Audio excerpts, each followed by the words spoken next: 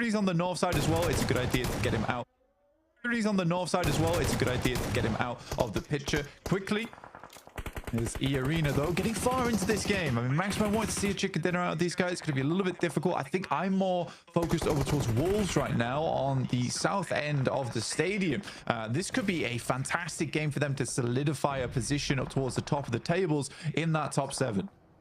Absolutely. It would be brilliant to be able to jump on up there. As you say, 7th place bubble right now is a dead heat. It is the tiebreaker that decides it, and Virtus Pro at the moment are winning it. Those placements are going to come through. Mad Bulls, though, pushing into the north side over the Wolves. That is going to be a big challenge over on that area. Those buildings about to get hot over on the east side. Burning out with the Molotov, though. Alpha 7's making it plenty hot for GK. I mean, GK is struggling massively. Atanki actually takes shots and will pick up 1 elim over towards Paragin. Just great news for the point score total for OG. You know, grab those points where you absolutely can. Alpha 7 up to 4 elims now, just making some mad sprays through the smokes as GK groups up together. Tries to provide that healing, a real medic station on this side of things, but Guizao wants to send in the nade. Looks go long, but it does get the re-knock onto Kevin. Now just the one player for Alpha 7 to roll down, and he goes straight through the smoke. Blind as a bat, but on with the senses. Hearing with echolocation on that one. Able to run them through. Alpha 7 pick up a squad wipe. Another team goes down. Ooh, Tanky just diverts in time for the nade to not connect. I wonder if Kara spotted that run out. Yes, they did. Yeah, I think they... Well, it's Ulf actually who sees it. That will be OG going down here in 9th. Quite a few teams underneath them as well, looking to chase your Ulf, GS, E-Arena, Regnum Kaya, but they're only on 2 players. They had a fairly strong position, but Ulf was able to pretty much dismount them off that earlier on. That and the fact that APG took down 2 of their players. So, like I said, very disrespectful play from them. But I think that APG is one of the teams that actually gets away with that type of thing more often than not. Bulls moving in on the north side. 2 players have gone down. The Wolves, they've been here for a while. You can't just move in and expect to take a building from them. No way, no how, but they still have to deal with Flip, who's doing a lot against them. Will find nearly 2. Doran goes very, very low, but can't quite get the rest of the distance. No more recall beacons as well. They have been shut off a little bit earlier. That's brilliant for the Wolves to stay as 4, and now they're up to 7 elims. Yeah, I think for Wolves that was a big test, right? Versus Mad Bulls, and it's gone very well. They tried to assault the building, sure, so they had the defender's advantage, but still, I think for Wolves, that's a very, very nice thing to see. And again, I think for a team like Wolves, who maybe worries about their performance, and I think particularly those types of teams from North America do get a little bit stressed at the start of the day. Getting that motivation, getting that clear vision at the beginning of things as you head into those final 6 matches is actually a massive positive marker for them, and I think for Wolves this could be a huge deal getting in towards the top 7. Absolutely, they are champing at the bit for that opportunity. A direct qualification spot would be monumental for well, to be honest, it's the least North American team that exists, and they are doing the best. Stop! No, stop it now. You know, it's fine. It's fine. Look, the flag is North American. That is true. That is true. That's undeniable. Silas seems to be pretty undeniable on his hold here, but Marceau's going to give it a good go. Stepped up. Yeah, okay. Put the pin back in the nade. Silas, what are you doing? There's a man in your face, and you're preoccupied with getting a flush. I don't know what that was about. He needs to pull himself together because Zed Wolf now has to bear the brunt of it. And he's alone atop the mountain here, trying to play up against Kara on his own. Then Wolf sends the Molotov down, tries to burn out a player underneath him.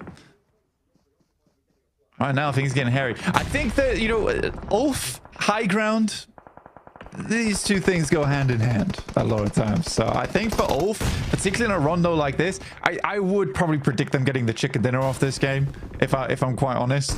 I really do like their prospects, and they've shown in the past they can make this work as well. It does feel like a lot of specific things have to line up for Ulf, though. In the meantime, we have these nades barreling towards Kara, creating small craters in the ground as GS attempt to assault this position. They're desperate to get out of the blue here, John. Zed Wolf solo hold against Kara.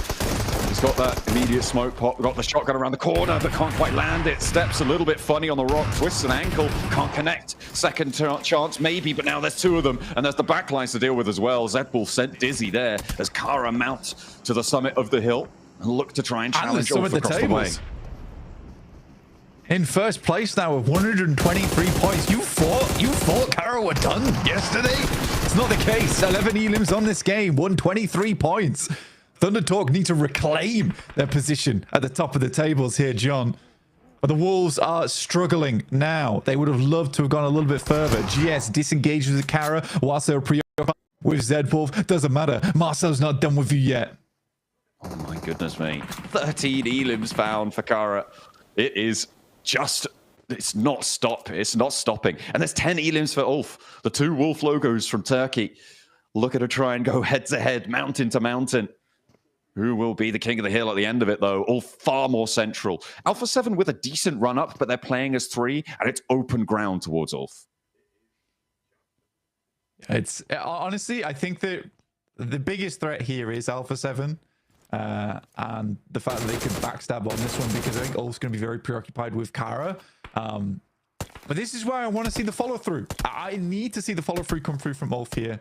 I really do like this team. I think in the past I was very disappointed with them because I think Scarface is an awesome player, one of the best long-range specialists in the entire game. Erin's such a cool up-and-comer, very, very skilled. Ketch was MVP multiple times in the past, and you got Solus, who has just been around for donkey's years at this point, all the way back on Digital Athletics. So I think for Ulf, I want to see some follow-through here because I think they found some renewed invigoration over towards PMSL EU. Let's see that continue here. That's what we're looking for. More survival for Sighting. He is hiding down low behind the bumper of that vehicle. Surprised he's still here. Yeah, it's pretty crazy, but I don't imagine he's getting too much further. I wonder if people know about his position, though. That's what I'm worried about for teams not thinking about a solo on this angle. Yeah, I mean, there's been a lot of hiding from Thunder Talk over the past day, I would say. It felt like there was a sudden change in performance on the Erangel versus OG, where they started just roaming around. The OG were able to take them out. So I'm not sure. I think Thunder Talk, they kind of felt like they'd done enough, and then the gameplay has faltered from there. Koos is able to find Sighting on that angle, though, and we'll take him down. Now, Alpha 7 is moving up at the same time whilst Kara sends grenades over towards Ulf. So this is a very, very difficult hold for Ulf right now. A battle on two fronts. 7 have made the crash, actually, up towards this hilltop. A difficult approach, but it's been allowed to go through. Nice opener, but they're still playing as 3. Ulf do have Kara to worry about, though. A potential for that one to get a little bit more messy. This south side needs to conclude as well, as nades from Kara make Ulf's life harder on this hold. Revel and Guizao already up, but Obscure is playing anchor. Scarface wants to stop him from doing just that. There he goes with the blue zone at his back, needs to win that spray trade, forces Scarface off the angle, and can't go down to the blue here. Alpha 7 can't afford to lose it, but they do have their side angle taken out, and now it's just the two of them playing in the rocks, looking for something, but no, one of them falls, the next not coming through, and the shotgun starts to rain hell from above. Guizao not done just yet. He drops for a second, but Solus on the drop spray is able to find it. Ulf lose one in the process, but they take away a major competitor. It's a quick finish as well. I mean, they needed that over towards Alpha 7. Yes, they lose one player, but they set up the smokes nicely. Ketch has been waiting for this push for the longest of time, but they just had to do it with 3 on that side versus Alpha 7. It was imperative that they finish that fight as quick as possible. But now Wolves have a massive amount of space to play with on this eastern side. They continue to push this in. Obviously, this position on the hillside is very, very strong and will remain strong for the next minute or so. But I do think for Ulf, there needs to be consideration of dealing with Kara soon. I like that Kara have this outpost imposer as well. Pretty much a large high ground, just looking over to where Wolves is playing. What Kara likes to do a lot here, what we're seeing a lot of times with them, is get an initial knock onto the other team inside the lobby and then full push on their opponents whilst they know the other team's preoccupied. It's quite a smart maneuver, and it requires you to be very confident in your own gameplay. But Kara right now, that's what they are. I'm just looking at the utility at the top of the screen there, Blank, and just see how stacked the Wolves are on it. The question is, can they hold out against this high ground for long enough? The high ground will still be in just a little bit. Go. There we go with Batten, finding that opening knock. Playing up on the wall, though, that should be reasonable by Coops. I mean, look at the number of smokes they've got. They should be able to play that one. As Marceau does take a tick of damage. Here goes the off angle for Wolves yet again. Trying to strike, but the blue zone will push him off fairly soon. I think Ulf also understands now there is one player down, potentially time to try and get rid of this thorn in their side. But Kara, she takes a 2-2 on this one. They know they can play this one out slightly slower. The circle is going to pull down over towards Wolves. And I think realistically, if all the players headed over towards this would be a lot nicer. Yes, they'd have less, but they need many when it's teams coming off from the hillside. You really, Wolves 3, it's still doable. Kara stepping back into the blue and taking a lot of damage for it. CEO and Poser's position now very, very tenuous. Getting around the back of the rock, going to be very, very tricky. They might just have to go for a full crash. They don't have any smoke to cover them either. It's all in the Wolves' pockets. And Ulf as well, just fighting for that second place. It's unfortunate, but we'll see what they can do. Rock's now starting to become a bit of a prison for our teams. As the circle closes, it'll go dead center, Blank, and that's just on the roadside, right in front of the wall doorstep. Nice and that's shots. what you're looking for. The spray down, Coops and Doran open up the cannons, and there is the backup as well. CEO flushed away, and now it's two players for Kara, looking for Solus, looking for Aaron, looking to try and stop them from getting anything more done, but no, Kara denied, as it is going to be just one player. He hits the deck, Marceau under pressure.